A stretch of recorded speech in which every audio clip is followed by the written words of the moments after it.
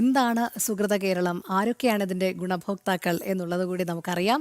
ജനം സൗഹൃദ വേദിയുടെ സുഹൃത കേരളം പദ്ധതിയുടെ ഗുണഭോക്താവായി തെരഞ്ഞെടുക്കപ്പെട്ട ആലപ്പുഴ സ്വദേശിനി കുഞ്ഞുമോൾക്ക് ചികിത്സാ ധനസഹായം കൈമാറി.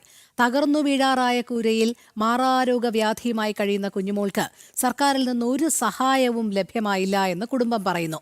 കാഴ്ച പൂർണ്ണമായി നഷ്ടപ്പെട്ടതോടെ പരസഹായമില്ലാതെ പ്രാഥമിക ആവശ്യങ്ങൾ പോലും സാധ്യമല്ലാത്ത അവസ്ഥയിലും ആയിരുന്നു.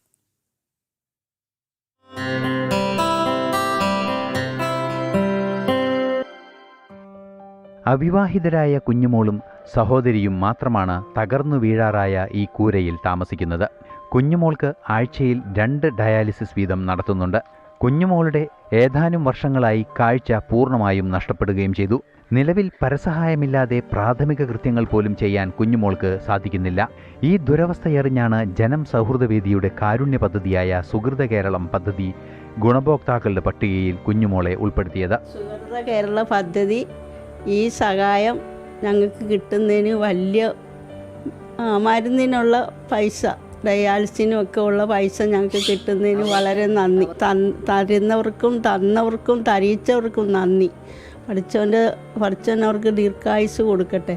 ഇത്രയേറെ ദുരവസ്ഥയിൽ കഴിയുമ്പോഴും കുഞ്ഞുമോൾക്കും കുടുംബത്തിൽ നിന്നും സർക്കാരിൽ നിന്ന് ചികിത്സയ്ക്കോ വീടിനോ ഒരു സഹായവും ലഭ്യമാകുന്നില്ലെന്ന് സഹോദരി പറയുന്നു. വീട് ഞങ്ങൾക്ക് സർക്കാരിൽ നിന്ന് അങ്ങനെ ഒരു സഹായവും ഇല്ല. ഞങ്ങൾ അന്വേഷിച്ചിട്ട് സർക്കാരിൽ നിന്ന് നമ്മളുടെ ഈ പദ്ധതികളെല്ലാം അവർ നിർത്തിവെച്ചിരിക്കുവാന്ന് അവർ പറയുന്നത്. ഇനി ഉടനെ എങ്ങും ഞങ്ങൾക്ക് ഇതിനൊരു സഹായം കിട്ടത്തില്ല എന്നാണ് പറയുന്നത്. അതുപോലെ തന്നെ ഞങ്ങൾക്കൊരു സഹായം ഇപ്പോൾ സർക്കാരിൽ നിന്ന് തന്നെയാണെങ്കിലും ഞങ്ങൾക്കൊരു 4 ലക്ഷം രൂപ കിട്ടിയെന്നാൽ ഞങ്ങൾക്കൊന്നും ചെയ്യാൻ പറ്റത്തില്ല. ഞങ്ങൾ അങ്ങനെ അടയ്ക്കും? ഞങ്ങളെങ്ങനെ പെര വയ്ക്കും 4 ലക്ഷം രൂപ കൊണ്ട്? ഞങ്ങൾക്കിവിടെ ആര് കൊണ്ടുവരാനുണ്ട്? ഒന്നുമില്ല. ഞങ്ങളുടെ പെരയ്ക്കകത്ത് മാക്കറി തുടിച്ചാൽ വെള്ളം കയറും. ഇപ്പം ഈ വേനൽക്കാലമായതുകൊണ്ടാണ് ഞങ്ങളിങ്ങനെ ഇരിക്കുന്നത്. ഇവിടെ മാക്കറി തുടിച്ച് ഞങ്ങളുടെ പെരയ്ക്കകത്ത് മൊത്തം വെള്ളമാണ്. ഈ വെള്ളം ഇറങ്ങിപ്പോയിട്ട് 2 മാസമേ ഉള്ളൂ. ഞങ്ങൾ ഈ കട്ടിലിൽ നീർക്കോലി വരെ ഞങ്ങളുടെ വീട്ടിൽ പെരയ്ക്കകത്ത് കയറി വന്നു സാറേ. ഞങ്ങൾ അങ്ങനെ ബുദ്ധിമുട്ടി ജീവിക്കുന്നവരാ. സുഹൃത കേരളം പദ്ധതിക്ക് ഇന്ന് തുടക്കമാകുമ്പോൾ അവഗണിക്കപ്പെടുന്ന നിരാലംബരായ ഇത്തരം കുടുംബങ്ങളുടെ സാന്ത്വനമാകും സഫലമാകുക. ജനം, ആലപ്പുഴ.